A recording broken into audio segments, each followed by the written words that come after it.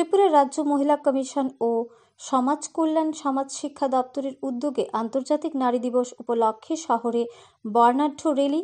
উপস্থিত ছিলেন সমাজ কল্যাণ সমাজ শিক্ষা দপ্তরের মন্ত্রী টিঙ্কু রায়, ত্রিপুরা রাজ্যের মহিলা কমিশনের চেয়ারপারসন ঝর্ণা দেববর্মা সহ বিভিন্ন স্কুল কলেজের ছাত্রছাত্রীরা। এদিন এই র্যালিটি শুরু হয় ওরিয়েন্ট চৌমুহনী এলাকা থেকে, শহরের বিভিন্ন পথ পরিক্রমা করে শেষ হয় মহিলা কমিশনের অফিসের সামনে। ব্যুরো রিপোর্ট আরি ধর্মনগর।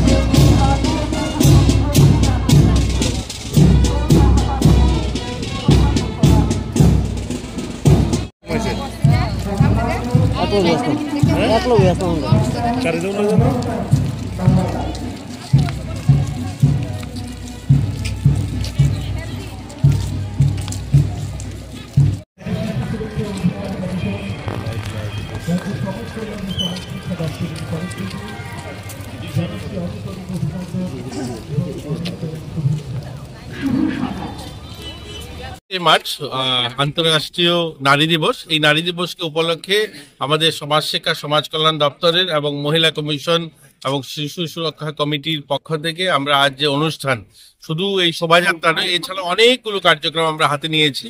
প্রথমত সাইকেল র্যালি হলো, এখন এই আমাদের শোভাযাত্রা বেরিয়েছে। এছাড়াও বিভিন্ন দপ্তর, শিক্ষা দপ্তর, আরক্ষা দপ্তর, সমস্ত সরকারি যতগুলো দপ্তর রয়েছে প্রত্যেক দপ্তর কোনো না কোনো কার্যক্রম হাতে নিয়েছে। আমাদের অঙ্গনওয়াড়িদের জন্য যারা অঙ্গনওয়াড়ি ভালো ওয়ার্কাররা রয়েছেন, সিডিপিও যারা রয়েছেন, যারা সুপারভাইজার রয়েছেন, তাদেরকে পুরস্কৃত করার কার্যক্রম রয়েছে। তো এই ধরনের অসংখ্য কার্যক্রমের মধ্যে দিয়ে একটাই লক্ষ্য, যে নারীদের সম্মান, নারীদের সুরক্ষা, নারীদেরকে আত্মনির্ভর করে তোলার যে প্রয়াস, সেটা যেন এগিয়ে যায়। আর আজকের দিনে একটা কথাই বলবো, যদি বেটি বাঁচাও বেটি পড়াও এটা স্লোগান না থেকে এটা যেন আমাদের দৈনন্দিন জীবনের সংকল্প হয়। প্রত্যেকেই যেন আমরা আমাদের রাজ্যে এবার যে থিমটা নেওয়া হয়েছে, যে বালিকা বিবাহ রোধ করার জন্য, তো বালিকা বিবাহ এটা সকলে মিলে যখন আমরা প্রয়াস করব, আমাদের বাড়িঘর, যারা আত্মীয় স্বজন, আমাদের কাজের মাসি যারা রয়েছে, সকলে মিলে যখন সংকল্প করব যে আমাদের রাজ্যে একটাও বালিকা বিবাহ হবে না, তখনই সেটা সম্ভব হবে।